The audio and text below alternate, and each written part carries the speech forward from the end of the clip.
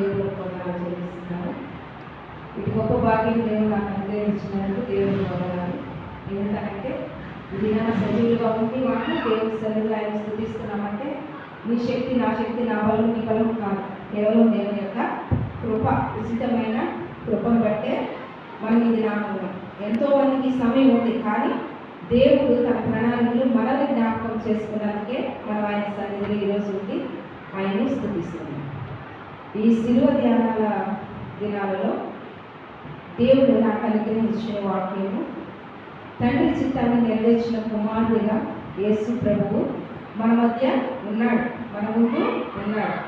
తండ్రి ఏదైతే తన కుమారుడికి ఆజ్ఞాపించాడో అది ఆయన ఎంత కష్టమైనను ఎంత బాగా దేవుడు భరించి ఆ కార్యాన్ని దేవుడు సంపూర్ణ చేసి నెరవేర్చాడు అన్నమాట. అయితే ఇక్కడ మనము యోహాను సువార్త 17వ అధ్యాయము, యోహాను సువార్త 17వ అధ్యాయము 4వ వచనంలో మనము చూసుకుంటే అక్కడ యేసు ప్రభు తన తండ్రితో ప్రార్థన చేస్తున్నాడు అన్నమాట. ఒక మాట చదవండి సిస్టర్.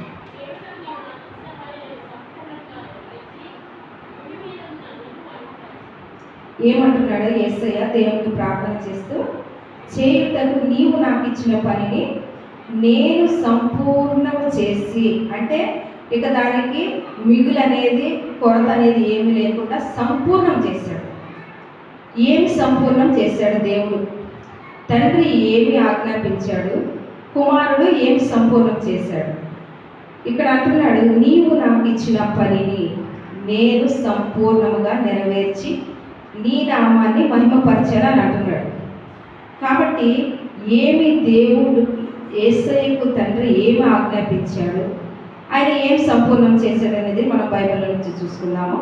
చిన్న ప్రార్థన చేసుకున్నాం. స్తోత్రమైన పరిశుద్ధుడా, ప్రేమ కలిగిన తండ్రి, దైవమైన ప్రభు, నీ పాదాలు పొందినారయ్యా. అయ్యా నేను ఒట్టిదాన్ని మట్టిదాన్ని ప్రభా, నీవు నాలో ఉండి ప్రభా నా నోటి ద్వారా నీవు మాట్లాడమని వేడుకొనొచ్చు. సమస్త విధములైన ఘనత మహిమలు నీకే ఆరోపించుకొనొచ్చు. యేసయ్య పరిశుద్ధ నామములో అడిగి వేడుకొని ప్రార్థిస్తున్నాం తండ్రి, ఆమేన్. ఏమి నెరవేర్చాడు దేవుడు అని అంటే 1 తిమోతి 15వ అధ్యాయము 1వ అధ్యాయము 15వ వచనం. 1 తిమోతి 1వ అధ్యాయం 15వ వచనం.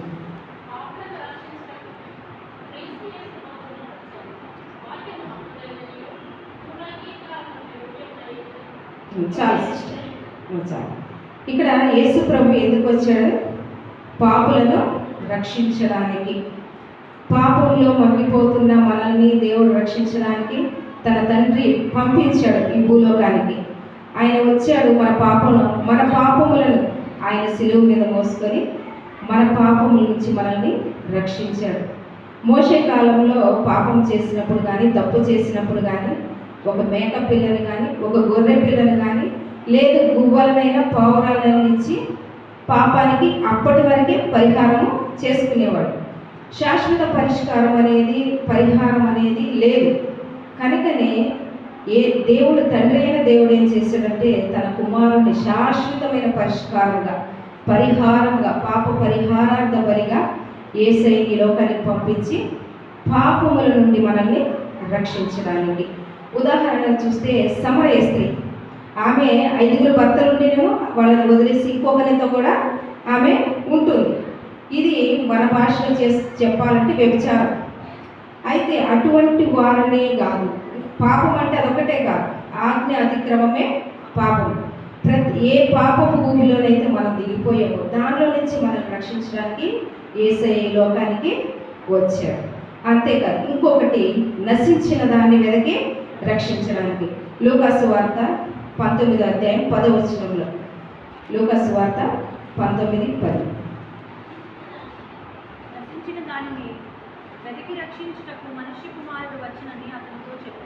నశించిన దానిని వెతికి రక్షించడానికి.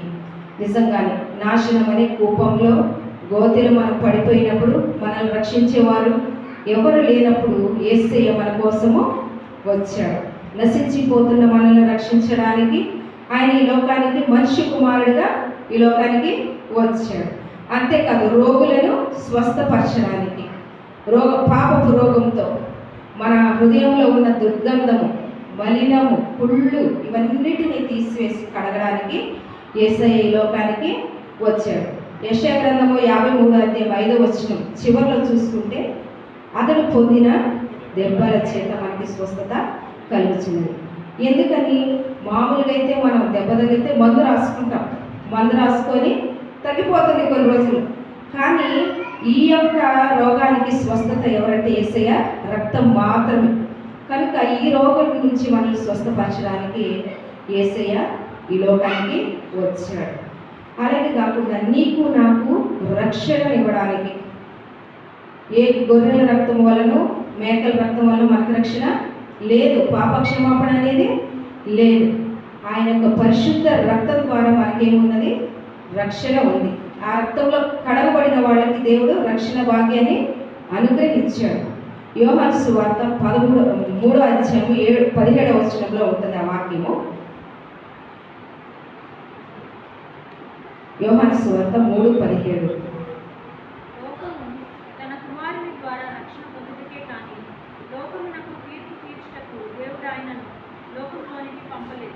కుమారుని ద్వారా రక్షణ పొందడానికి మాత్రమే యేసయ్య ఈ లోకానికి వచ్చాడు.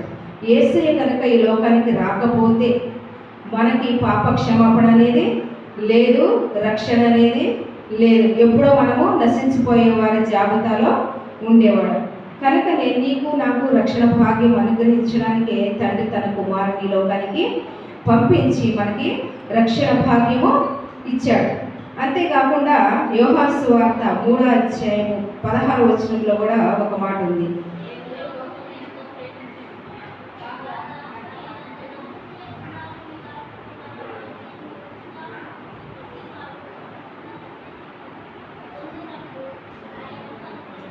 ఏమిచ్చాడు? నిత్య జీవం గురించి కూడా యేసయ్య మన కోసం ఈ లోకానికి వచ్చాడు. ఎవరు నశించిపోవడం ఆయన చిత్తమో కాదు, ప్రతి ఒక్కరికి నిత్య జీవం ఇవ్వాలనే తండ్రి అయిన దేవుడు తన కుమారుడైన యేసుక్రీస్తుని ఈ లోకానికి పంపించాడు. నికోదేము వచ్చి రాత్రులు వచ్చి దేవుడిని అడుగుతాడు నిత్య జీవం గురించి. కానీ ఆ నిత్య జీవాన్ని దేవుడు మనకి ఇవ్వడానికి ఏం చేశాడంటే తానే బలిగా అర్పించుకున్నాడు. తనని తాను బలిగా అర్పించుకున్నాడు. అర్పించుకోవడం చేత ఏం జరిగిందంటే మనకి నిత్య జీవము అనుగ్రహించాడు. నిత్య జీవం అనుగ్రహించడమే కాదు, కానీ ఆయనతో పాటు మనం నివసించడానికి కూడా మనకి స్థలమును సిద్ధపరిచాడు. ఆయన రాబోతున్నాడు. ఆ స్థలంలో కూడా మనం ఆయనతో పాటు నివసించడానికి ఆయన మనకి స్థలాన్ని సిద్ధపరచడానికి వెళ్ళాడు అన్నమాట. అంతేకాకుండా మనం నిత్య జీవం పొందాలంటే దేవుని యొక్క చిత్తాన్ని మనము నెరవేర్చేవారమై ఉండాలి. అలాగే యేసయ్య సిలువలో తన సిలువలో ఇంకా ఆయన మరణించే ముందు దేవునికి ప్రార్థన చేస్తాడు, ప్రభువా నీ చిత్తమే సిద్ధించునుగాక. కాబట్టి ప్రతిది దేవుడు తండ్రి అయిన దేవుడు యేసయ్యని లోకానికి ఎందుకు పంపించాడో ఆ పంపించిన ప్రతి ఒక్క కార్యం ఏం చేశాడంటే దేవుడు సంపూర్తి చేశాడు. సంపూర్తి చేసి సిలువలో ఏమన్నాడంటే సమస్తం అప్పటికి సమాప్తమైనదని యేసు ఎరిగి తల వంచి ప్రాణాన్ని వదిలాడు. అంటే ఏది కూడా దేవుడు ఇచ్చిన దేవుడు ఆయన ఈ భూలోకానికి ఎందుకు పంపించాడు, ఏ పని మీద పంపించాడు అనేది సమస్తం కూడా ఆయన ఏం చేశాడు? సంపూర్ణము చేశాడు. ఏది కూడా విడిచిపెట్టలేదు. ఇది నువ్వు చేయలేదు అనేడానికి లేకుండా సమస్తము సంపూర్ణము చేశాడు.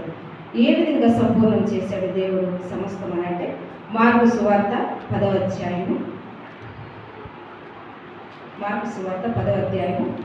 45వ వచనంలో కింద ఉంటుంది. 45వ వచనం.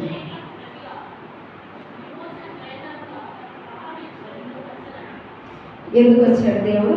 అనేకులకు ప్రతిగా విమోచన క్రయధనముగా ఆయన తన ప్రాణాన్ని పెట్టాడు.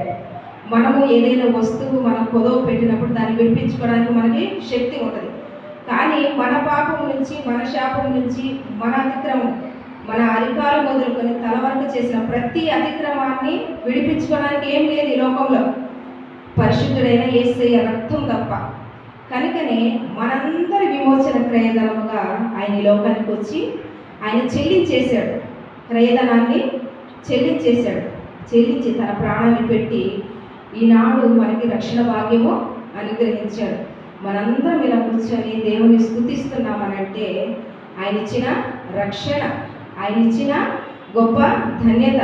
అదే యేసయ్య ఈ లోకానికి రాకపోతే ఇలా మనం కూడుకునే వాళ్ళము కాదు, ప్రార్థన చేసుకునే వాళ్ళము. రక్షణ అనేది మన జీవితాల్లో లేనే లేదు, ఎప్పుడో నశించిపోయేవాడు. కాబట్టి ఇంత గొప్ప రక్షణ దేవుడు మనకు అనుగ్రహించి తన ప్రాణాన్ని పెట్టి తన చివరి రక్తపు బొట్టు వరకు మన కోసం కాచి దేవునికి మనమేం చేస్తున్నాం? ఏం చేస్తున్నాం? ఏం చేయటం లేదు. మనం ఆయనకి ఏమి చేయట్లా. ప్రతిదినము సిలువ వేస్తున్నాం, ప్రతిదినము గాయాలను రేపుతూనే ఉన్నాం, ప్రతిదినము ఆయన ఏం చేస్తున్నాం? మనం దుఃఖ పెడుతూనే ఉన్నాం. ఎలా దుఃఖ పెడుతున్నాం? చిన్న మాట వల్ల కూడా దేవునికి మనం దుఃఖ పెడుతున్నాం, ఆయాస పెడుతున్నాం, బాధ పెడుతున్నాం, ఆయన్ని సిలువ వేస్తున్నాం. కానీ ఇది దేవుడు మన ఎడల కోరుకోలేదు. ఆయన ఇచ్చిన రక్షణకు మనమేమి ఆయనకి ఇస్తున్నాం? ఏమి ఇవ్వగలం? అయితే రోమపత్రిక 12వ అధ్యాయము 1వ వచనం చూసుకుంటే,